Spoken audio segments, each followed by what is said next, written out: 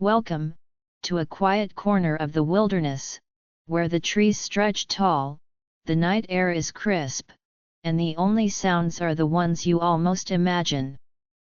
Tonight, we're going on a journey into the forest far from the roads, far from the lights of the city, and far from safety. We'll visit 3 separate camping experiences. Each one seems ordinary at first, just people seeking a little escape into nature. But as the night deepens, the quiet of the forest grows heavier, and the subtle things begin to feel wrong. So, find a comfortable place. Let the lights dim. And let yourself drift into the stories of the forest, the lake, and the hidden places where shadows linger. These are camping stories for sleep, meant to be heard slowly, softly, and with the imagination wide awake. Our first story begins in northern Idaho, where 4 friends set out for a weekend in the wilderness. They were seeking solitude, fresh air, and the kind of peace only a remote forest can provide. But the deeper they hiked into the pines, the quieter it became, and soon, the quiet was broken by something unexplainable: whispers. Gentle at first, then closer, and finally, unmistakably real. This is the story of the Whispering Pines. Story 1: The Whispering Pines. True scary camping story for sleep. Tonight's story takes us deep into the quiet wilderness, far from roads, far from cell signals, and far from help. It's a place where silence isn't empty, it's alive. Where the trees seem to breathe and listen. And where, sometimes, the forest whispers back. So settle in, close your eyes, and let this story drift over you, a tale told by the firelight, a chilling memory best shared beneath the stars. This is one of those camping stories for sleep that will stay with you long after the embers fade. The story begins. There's a stretch of forest in northern Idaho that few people know about. It doesn't appear on most maps, and the trails leading into it are more suggestions than paths: narrow, overgrown threads winding through towering pines and tangled undergrowth. It was there, in the summer of 2012, that 4 friends, Ryan, Caleb, Melissa, and Brooke, decided to spend a weekend camping. They were all in their mid-20s, college friends reunited after years apart, looking to escape the noise of city life and reconnect with nature, and with each other. Ryan had found the place online, buried deep in an old camping forum. He was the outdoorsman of the group, and he'd sold the others on the idea of a remote campsite near a small, mirror-still lake. No crowds, he'd promised. No screaming kids, no generators, no one around for miles. Just us, the trees, and the stars. And he was right about one thing: they didn't see another soul the entire drive up. The dirt road narrowed the higher they climbed, until the forest swallowed the sky and their cell phones died one by one. They parked where the road ended, shouldered their packs, and hiked the last mile into the woods. The air was heavy with pine and damp earth, and the deeper they walked, the quieter it became. The usual forest sounds, birdsong, insects, wind, all seemed distant, as if muffled by the trees. It wasn't eerie, not yet. Just still. As though the forest itself was holding its breath. First night at camp. They found the lake just as the sun dipped behind the ridgeline, a perfect, glassy circle framed by towering pines. The campsite was nothing more than a flat patch of ground with a fire ring made of blackened stones. They set up their tents, built a fire, and cooked dinner over the flames. The mood was light. They laughed about old college memories, shared stories about their jobs, and made plans for the next day: hiking, swimming, exploring. But as the fire burned low and the stars emerged, something shifted. The air grew colder. A wind whispered through the trees, carrying with it a faint sound that made Melissa pause mid-sentence. "Did you hear that?" she asked. The others fell silent. At first, there was nothing. Then, there it was again. A soft, drawn-out sound, like a sigh or a whisper drifting through the pines. "It's just the wind," Ryan said, poking at the fire. "These trees make weird noises." They all agreed, though none of them sounded entirely convinced. Soon after, they crawled into their tents. One by one, the lights of their flashlights blinked out, and silence returned to the forest. The first whisper. Melissa woke sometime in the night. She didn't know what had stirred her, maybe a dream, maybe the cold. The fire had burned down to embers, casting a faint orange glow across the clearing. She listened. The forest was utterly still. Then, there it was. A voice. Soft, distant, almost too faint to hear. It was coming from the trees not far away, but not close either. It wasn't speaking words she could understand. It was more like a murmur, a series of hushed sounds, rising and falling like a chant. She held her breath and strained to hear. The voice faded, then returned, slightly louder this time. It was closer. Melissa's heart thudded. She glanced toward Brooke's sleeping bag beside her, but Brooke was still. Everyone was still. She wanted to wake them, but something, curiosity, or maybe fear, rooted her in place. The whisper moved again. Closer. Now she could almost make out words. It sounded like a woman's voice. Gentle. Calling softly. Not threatening but not right either. And then, just as suddenly as it had begun, it stopped. The forest fell silent again. Melissa lay awake for hours, staring at the nylon ceiling of the tent, listening for the whisper that never returned. Day 2, Unease in the Pines. Morning brought sunlight and laughter, and Melissa almost convinced herself she'd imagined it. They spent the day hiking around the lake, taking pictures, skipping stones. The forest seemed less sinister in the daylight, just another stretch of wilderness.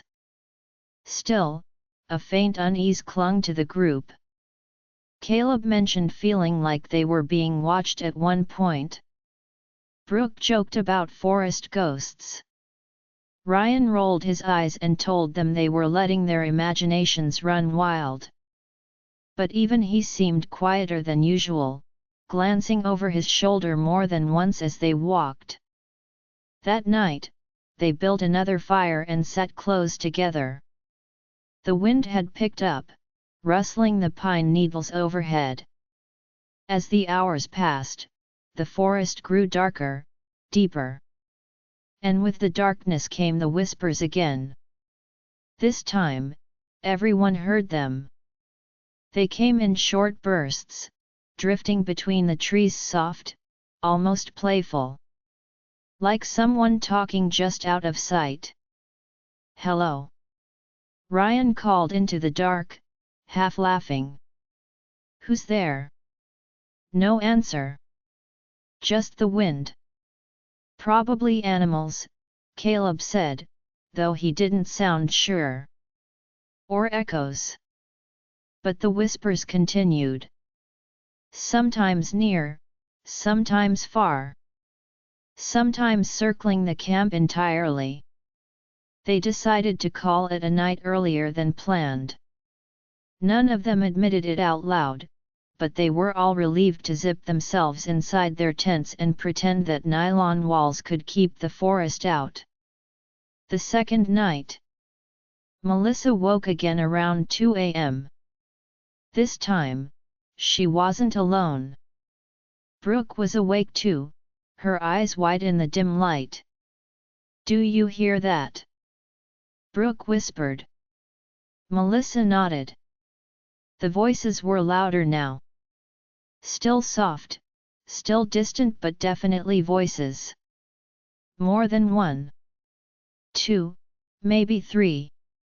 Whispering, giggling, murmuring words they couldn't quite understand. "What are they saying?" Melissa breathed. "I don't know." They pressed their ears against the tent wall. The whispers grew clearer. There was a rhythm to them now, a pattern. Like a lullaby or a chant. Then, without warning, the whisper stopped. Silence. Heavy, absolute silence. And then, a twig snapped. Close. Too close. Brooke grabbed Melissa's wrist. "Someone's out there." Another snap. Then another. Footsteps, slow and deliberate, circling their tent. The ground was soft with pine needles, but the steps were unmistakable. Melissa's heart pounded in her ears. She thought about calling for Ryan, but her voice wouldn't come. She and Brooke clung to each other, listening as the footsteps circled once, twice, and then faded back into the trees. They didn't sleep after that. The vanishing lake. The next morning, Ryan decided they should pack up and leave. He tried to act casual about it, but no one argued. Whatever was happening out there, none of them wanted to spend another night listening to it. They doused the fire, packed their tents, and started back toward the trailhead. But the forest had changed. The trail they'd followed in the narrow, winding path that had led them from the car to the lake was gone. The underbrush was thicker, the trees closer together. There were no footprints, no broken branches, no signs they'd ever been there. "Are we sure this is the right way?" Caleb asked, frowning at the map. "It has to be," Ryan said, but his voice wavered. They walked for an hour. Then 2. The lake should have been behind them, but when they stopped to rest and glanced back through the trees, there it was. Still there. Still as close as when they'd started. "That's not possible," Melissa whispered. It wasn't. They'd been walking uphill. Away from the water. But no matter how far they went, the lake remained at their backs, always just beyond the next line of pines. That was when Brooke noticed something else. "Where's the fire ring?" she asked. They turned. The campsite was gone. The clearing where they'd pitched their tents was nothing but a tangle of brush and pine roots. No blackened stones. No trampled grass. No sign they'd ever been there at all. A cold realization settled over them. They weren't lost. The forest was. Night falls again. They didn't mean to stay another night. They tried to keep walking, tried to find their way out. But as the light faded, the forest grew darker and more unfamiliar. The compass spun uselessly in Ryan's hand. The map didn't match anything around them. By dusk, they were exhausted and terrified. They decided to make camp where they were and try again in the morning. The night was colder than the others. The wind had died, and the forest was silent, too silent. They built no fire this time. None of them wanted to draw attention. But it didn't matter. The whispers came anyway. They started far away, like before. Then they crept closer. And closer. Until it felt like they were coming from every direction at once. Melissa pressed her hands over her ears, but she could still hear them soft, lilting voices threading through her mind. Come closer. Don't go. Stay. They weren't just sounds anymore. They were words. Words meant for them. Then, just as suddenly, the voices stopped. Footsteps. Close. Right outside the tents. A shape moved past the thin fabric, tall, human-shaped, but wrong. Too long. Too thin. It paused by Melissa's tent, and she stopped breathing. She could hear it breathing slow and steady, inches from her face. Then it moved on. Ryan shouted from his tent. Who's there? No answer. Just the sound of something running fast, circling, weaving through the trees. Then laughter. High and breathless. Like children playing hide and seek. And then, silence again. The final morning. When dawn broke, the forest looked different again. Brighter. Calmer. Almost normal. They broke camp quickly and started walking without a word. This time, the trail appeared. It wasn't the same path they'd taken in, but it was a path. And within an hour, they stumbled out into the dirt road where their car waited dusty, sun-warmed, exactly as they'd left it. None of them spoke during the drive down the mountain. None of them spoke about the whispers, or the footsteps, or the thing that had stood outside their tents. They didn't even speak about the lake, though when they tried to find it again on a map later, they couldn't. The coordinates Ryan had written down led to a stretch of forest with no water at all. No trail. No campsite. It was as if it had never existed. Epilogue: The Return. A year later, Melissa received a message from Brooke. It was just a photo, an old newspaper clipping, yellowed with age. The headline read: 3 campers missing near Whispering Pines Forest 1978. The article was brief.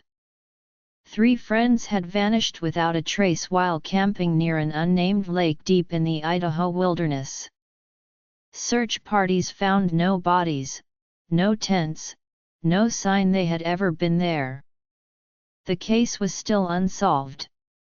At the bottom of the clipping was a grainy black and white photo of the missing group. 4 people smiling by a lake. Melissa stared at the picture for a long time before she noticed the background. The trees. The shape of the shoreline. It was the same lake. The same place. And standing behind the group, half hidden by the pines, was a 5th figure. Tall. Thin. Watching. The forest holds on to things. Memories. Footsteps. Voices. Some say the wind carries them. Others say the trees remember. And if you listen closely, in the right place, at the right time, you might just hear them whispering still. This was The Whispering Pines, one of those camping stories for sleep that reminds us the wilderness is not empty. It watches. It listens. And sometimes, it speaks back. Sleep well, if you can.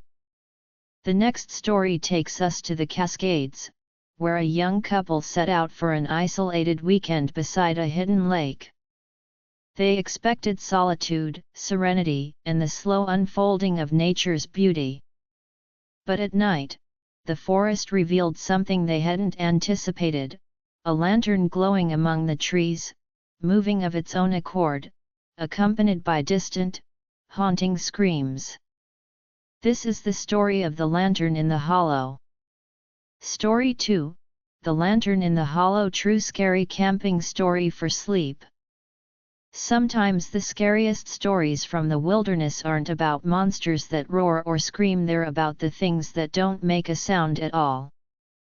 The ones that wait in the quiet places, watching from the dark, patient as the turning of the stars. Tonight's tale is one of those stories. A memory whispered around campfires, passed from one traveler to another. It's one of those camping stories for sleep that doesn't shout, it creeps. Slow, cold, and unforgettable. So breathe deeply. Let the night settle around you. And listen closely to the story of the lantern in the hollow. A weekend escape. It was supposed to be a quick trip. Just 2 nights in the woods, a chance to disconnect, breathe fresh air, and escape the hum of city life. Eric and Dana had been together for 3 years. They were both avid hikers and had gone camping dozens of times before. But this trip was special. It was the first time they'd be camping alone, no friends, no crowds, just the 2 of them and the wild. The site Eric picked was deep in the Cascades, a place called Hollow Creek. It wasn't on any official campground list, more of a local secret shared among serious backpackers. The trail was rugged, the nearest town was hours away, and once you descended into the hollow, cell service vanished entirely. They left on a crisp Friday morning in late September. The forest was beginning its slow transformation into autumn, gold and red leaves drifting down like embers, the air sharp and sweet with pine and earth. They hiked for hours, the path growing narrower and darker as the sun slipped westward. By the time they reached the hollow, the forest was silent but for the sound of the creek. The clearing was perfect, soft ground, tall trees, and a circle of stones from past fires. They pitched their tent, hung a lantern from a low branch, and built a small fire to cook dinner. It was peaceful in a way city life never was. The fire crackled softly. The creek whispered nearby. Above them, a canopy of stars blinked to life. "This is perfect," Dana murmured, leaning against Eric's shoulder. "It feels like the world doesn't exist out here." "Just us," Eric said, and kissed her hair. A light in the woods. Later that night, long after the fire had died down, Dana woke to a strange glow outside the tent. At first she thought it was the moon. But this light was too close, too low. It was moving. She nudged Eric awake. "Do you see that?" He blinked groggily, then froze. Through the thin fabric of the tent, a soft, flickering light bobbed gently among the trees. It wasn't a flashlight. It was too warm, too uneven. It looked like a lantern. "Probably another camper," Eric whispered. But there was uncertainty in his voice. They hadn't seen a single person on the trail all day.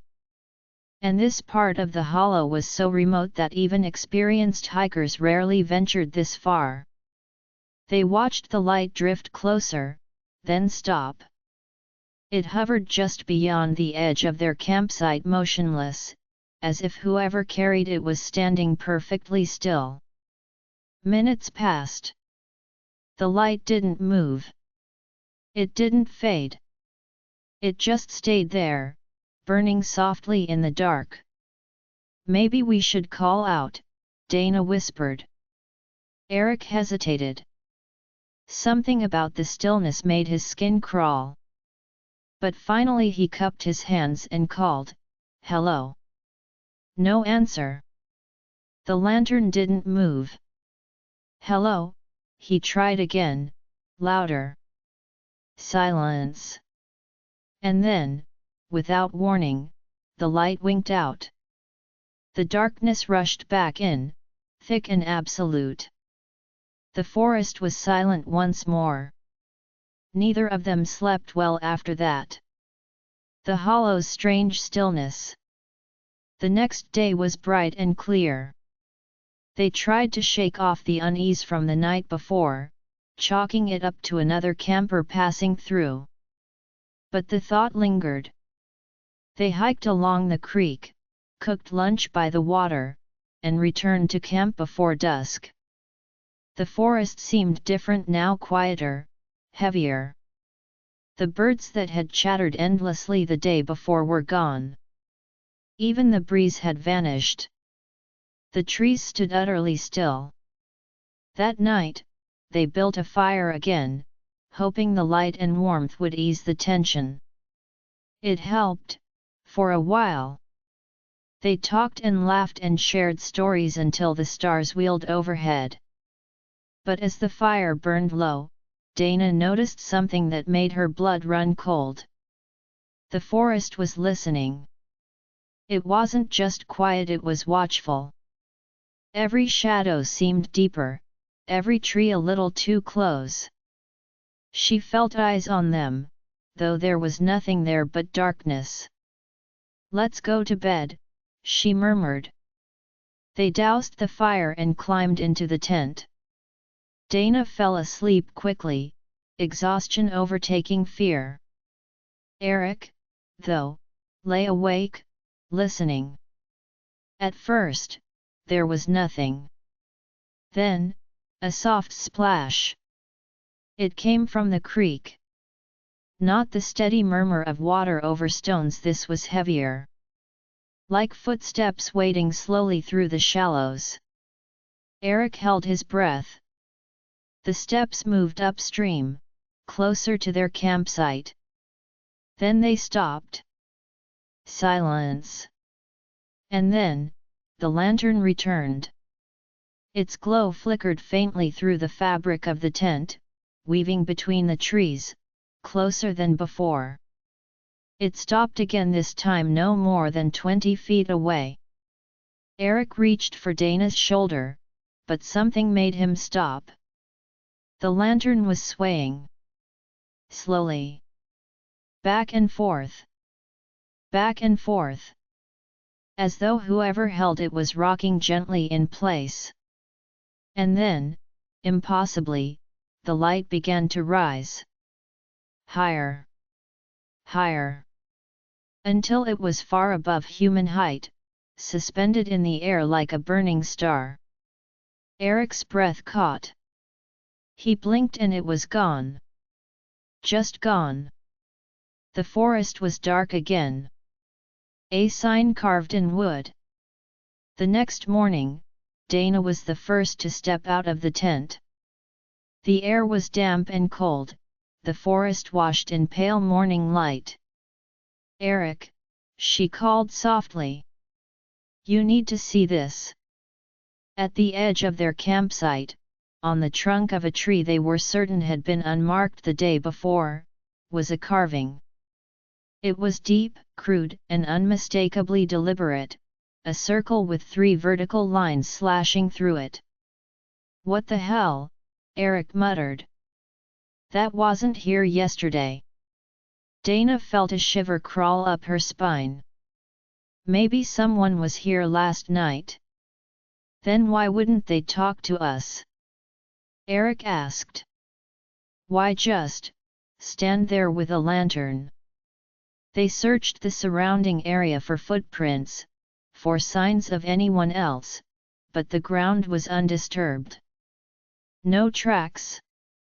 No broken branches. Nothing. It was as if the carving had appeared out of nowhere. The screams in the creek. They debated leaving. They were only supposed to stay one more night, and part of them didn't want to let fear ruin their trip. Eric argued that if someone was trying to mess with them, leaving would only give them satisfaction. Dana wasn't so sure, but she agreed to stay. That night, the forest was silent again. Too silent. The air was so still it felt suffocating. They didn't build a fire. They sat in the dark, whispering softly, every sound amplified in the heavy quiet. Midnight crept closer. The world felt suspended waiting. And then, from the direction of the creek, came a scream. It was distant but clear, high-pitched, raw, and full of terror. A woman's scream. Dana's blood turned to ice. Oh my God! Someone's hurt! Eric grabbed a flashlight and ran toward the sound. Dana followed close behind, her heart pounding. The screams echoed again, louder now, closer. They burst through the trees and stumbled to the creek's edge, but there was no one there. The water flowed quietly over the stones, silver in the moonlight. The forest stretched silent in every direction. Then, from downstream, another scream tore through the night, the same voice, the same desperate terror. They followed, crashing through the brush, calling out, "Hello! Are you okay?" The scream came again, closer still. It was leading them deeper into the woods. And then, suddenly, silence. The forest swallowed the sound whole. Eric swung the flashlight wildly, but the beam caught nothing but trees and shadows. No woman. No movement. No footprints. Dana grabbed his arm. "Eric, we need to go back." He hesitated, then nodded. They turned toward the campsite, but when they did, something cold and heavy settled in their stomachs. The lantern was back. It hovered between the trees, faint and distant, exactly where they'd been camping. And this time, there were two of them. Two lights. Swaying gently. Waiting. The hollow awakens. They didn't sleep that night. They packed what they could, huddled in the tent, and waited for dawn. The lanterns never moved. They swayed gently all night long, vanishing with the first light of morning. When the sun rose, they wasted no time. They packed the rest of their gear and started hiking out. But something was wrong. The trail wasn't where it should have been. The landmarks they'd passed on the way in were gone. Even the creek seemed to twist and turn in unfamiliar directions. They checked the compass. It spun slowly, uselessly. It was as if the forest itself had rearranged while they slept. They walked for hours, but the hollow only deepened. The trees grew taller, denser. The light dimmed. And then they heard it, the sound of water again. The creek. They had circled back. Their campsite lay ahead, empty and silent, but something was different. On the tree with the carved symbol, there was now another mark beneath it, 3 crude slashes, like claw marks gouged deep into the wood. "We have to keep moving," Dana whispered.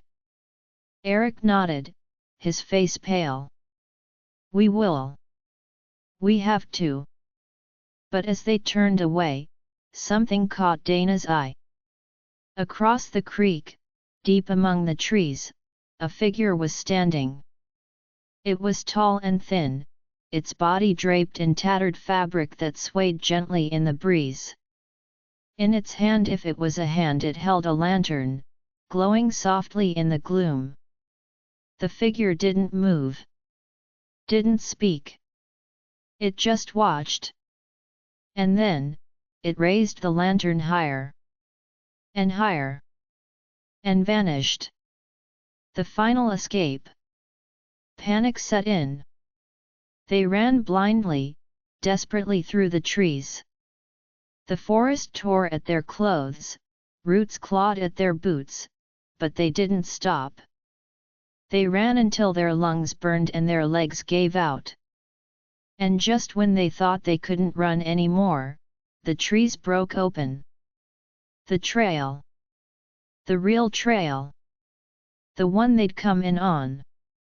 They stumbled along it, hardly daring to believe it was real, until the hollow was far behind them. When they finally reached the car, they collapsed inside, slamming the doors and locking them, even though they knew it was pointless. They drove for hours in silence, neither speaking a word. Only when they saw the glow of the city on the horizon did Dana finally whisper, "Did you see it?" Eric gripped the steering wheel tighter. "I saw it." Epilogue: The Legend of Hollow Creek.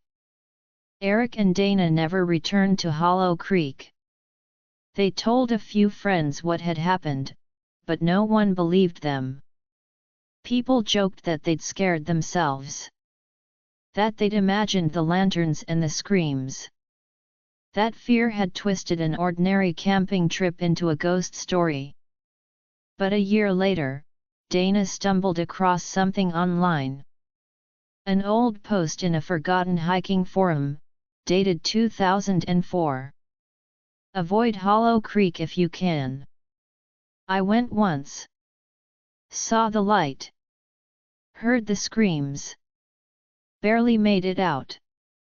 They say it's the Lantern Woman, searching for the ones who drowned here decades ago. But I think it's older than that. I think the hollow itself is alive." She showed it to Eric. Neither of them spoke for a long time. And though they tried to forget, sometimes, on cold nights, Dana dreams of that forest again, of lanterns swaying gently among the trees, waiting patiently for her to return. Some places aren't meant for us. Some places hold memories too deep, too old, to ever let go. And if you're lucky, they'll let you leave. If not, you'll become part of the story they whisper in the dark. This was The Lantern in the Hollow, one of those camping stories for sleep that reminds us how thin the line is between wilderness and something else entirely. Our final story is quieter, more grounded in reality, but no less unsettling.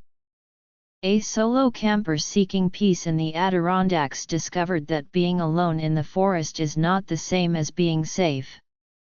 Paths that should have led him home twisted unexpectedly.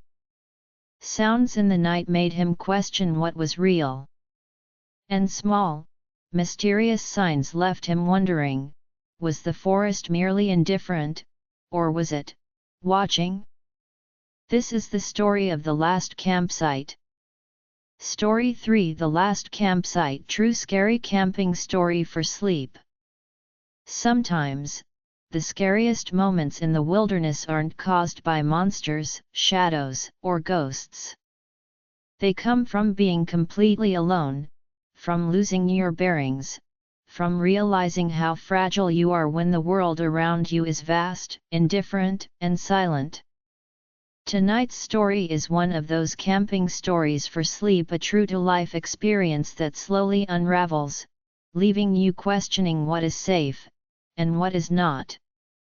So lie back, close your eyes, and let the forest surround you as I tell you the story of The Last Campsite. Heading into the wild. It was late August when Jake decided to take a weekend away from work and the constant noise of the city. He had been camping before, but only in crowded state parks with clearly marked trails, families, and the hum of civilization nearby. This time, he wanted something different, something remote. After a few hours of online research, he found a description of a backcountry site in the Adirondacks, a hidden spot beside a small lake, reachable only by a rough hiking trail. Few people ventured there, according to the forums. It was exactly what he wanted: isolation, quiet, the chance to disappear into the forest for a couple of days. He packed light, tent, sleeping bag, a small stove, food, water, a first aid kit, and a headlamp. He told his sister where he would be and that he'd check in Sunday evening. That was the last time anyone would hear from him until he returned. Arrival at the lake. The trail was rougher than Jake expected. Tree roots twisted across the path, and rocks jutted from the ground, forcing him to watch his step constantly. The deeper he went, the quieter it became. No birds, no insects, just the crunch of his boots on dirt and leaves. By mid-afternoon, he arrived at the lake. It was smaller than expected, almost hidden behind thick cedar trees and fallen logs. But it was beautiful mirror-smooth water, surrounded by pines and birches that seemed impossibly tall and old. He picked a flat clearing for his tent, near the water's edge but far enough to stay dry. The sun was lowering behind the hills, painting the sky with gold and rose. Jake set up camp, started a small fire, and ate a simple dinner. As darkness approached, the forest seemed alive. Not in a threatening way, just aware. Every rustle, every crack of a branch sounded amplified. He reminded himself to stay calm. It was the wilderness. It made noises. Nightfall. By 10 p.m., Jake was inside his tent. The fire had burned down to glowing embers, the air smelled of pine, and the sky was deep black. The lake reflected the stars like glass. He felt peaceful, even sleepy. But as he lay down, he noticed something odd. The forest wasn't entirely silent anymore. There were small sounds, footsteps. It was hard to tell. They were faint, sporadic, and distant. Sometimes it sounded like a single step, then silence. Then another. He shrugged it off. Probably a deer or a raccoon moving through the brush. But even so, he felt uneasy. The sounds came closer once or twice, then drifted away. Every time he thought it was his imagination, he heard it again. Sleep came slowly. Early morning disturbance. Jake awoke before sunrise to the sound of water lapping against the shore. He sat up and listened. There was a rhythm to the noise, almost like someone walking through the shallow edge of the lake. He held his breath. The sun hadn't risen, and the forest was dim and grey. Nothing moved, yet the sound continued, deliberate, slow, step by step. He grabbed his headlamp and shone it across the clearing. Nothing. No footprints, no human shapes. Just mist rising from the water and trees swaying in the gentle wind. He convinced himself it was a beaver or some animal in the shallows. Still, unease settled in his chest. He ate breakfast quietly and planned to hike along the far side of the lake, just to stretch his legs and get a sense of the area. Hiking alone. The trail along the lake was narrow and winding. Sunlight filtered through the trees, catching dust motes like tiny stars in the air. Jake felt isolated in a way he hadn't expected.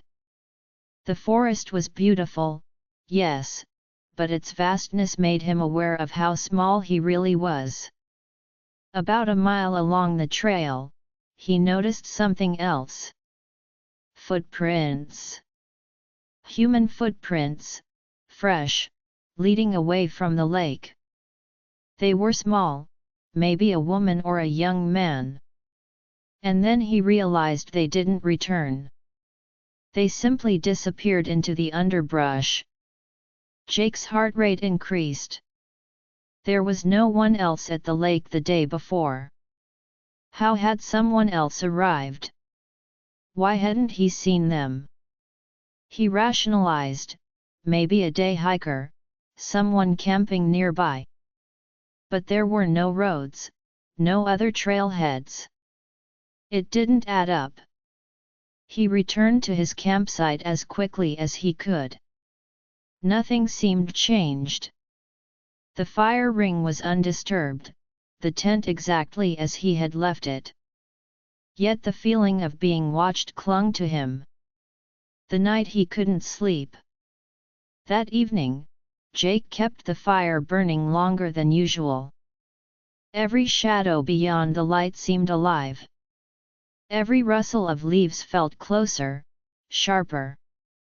Around midnight, he heard it again, the sound of slow, deliberate footsteps near the tent. He froze. The noise circled the campsite, just outside the firelight. Then silence. Then a soft crunch behind him. Jake grabbed a flashlight and opened the tent flap. Nothing. He shone the beam through the trees. Not a person, not a tent, not an animal. Just the forest. But the footsteps continued, now further away. Around the lake, the sound traveled in a pattern: close, distant, close again. Whoever it was, they were moving quietly, deliberately. He stayed awake all night, heart pounding, fire crackling, listening to the forest breathe around him. Morning discovery. By morning, exhaustion weighed heavily on him. The forest seemed normal again, calm, almost inviting. But when he stepped outside the tent, he noticed something that froze him in place. Near the lake's edge, just beyond where he had built the fire, were objects he hadn't brought, small items scattered on the ground: a plastic water bottle, a backpack strap, a torn piece of fabric. They looked like someone had been there recently. Jake's stomach churned. No one else had been on the trail, no cars had passed. He had told someone he'd be alone. How had anyone arrived? His first thought was to leave immediately. But when he packed the tent and headed toward the trail, he realized he didn't recognize the path. The trees, the rocks, even the lake seemed slightly off. It was the same place: the lake, the campsite, but wrong. Something about the angles, the positions of the trees, the slope of the ground, was subtly different. Lost in the forest. He hiked for hours, trying to retrace his steps. The trail seemed to twist, loop back, and disappear. Compasses didn't help, his phone had no signal. The forest seemed endless, yet familiar: the worst kind of disorientation. By late afternoon, fatigue and hunger made him stop. He set up a temporary camp in a small clearing. No fire this time. Just sitting, listening to the sounds of the forest. And that's when he heard it again: footsteps. Slow. Deliberate. Moving past the clearing, circling. He could hear faint breathing. A stick snapped. Then another. He held his breath, waiting. Hours passed. He didn't move. Nothing emerged. Eventually, exhaustion won. He dozed lightly, always half aware of the forest around him. The breakthrough. At sunrise, Jake woke and forced himself to keep moving. The forest, though dense, had subtle markers. He recognized a tree with a unique bend, a moss-covered boulder, the reflection of the lake through the pines. He followed these signs and, after nearly a full day of careful hiking, stumbled onto a dirt service road. The road led him back to civilization: gas stations, towns, people. The forest behind him seemed almost ordinary now, as though it had never been dangerous at all. Jake never returned to that lake. He never told anyone exactly what had happened: footsteps, items appearing out of nowhere, the disorienting trails. He didn't need to. The fear stayed with him, quiet and persistent, long after the road ended. Reflection. Years later, Jake read online about hikers in the same area. Many reported disorientation, trails that seemed to change, and the unsettling sensation of being followed. Some called it the hollow loop, an unmarked section of the forest that confused GPS signals and human perception alike. Jake doesn't claim to know why it happened. He doesn't need to. The forest, he realized, was not malevolent, not exactly. It was indifferent. Vast. And entirely capable of making a person feel very small, very alone, and very uncertain. Some nights, he dreams of the lake. The gentle lapping of the water. The forest surrounding him. And he remembers the last campsite and the footsteps that never quite disappeared. The wilderness is beautiful. It's vast. It's quiet. But it's also unpredictable. And sometimes, when you're truly alone, it reminds you of just how small and fragile you are. This was the last campsite, one of those camping stories for sleep that lingers long after you've closed your eyes, leaving you awake in the quiet hours, wondering if the forest is still listening. The forest is beautiful. It is vast. It is quiet, but it is never empty. Even when we think we are alone, the trees remember. The wind carries stories, and sometimes the shadows linger longer than they should. These 3 stories are gentle reminders that the wilderness has its own rhythm, its own life, and its own secrets. Some of them are harmless, some are not. So, as you drift off tonight, remember, the forest is patient.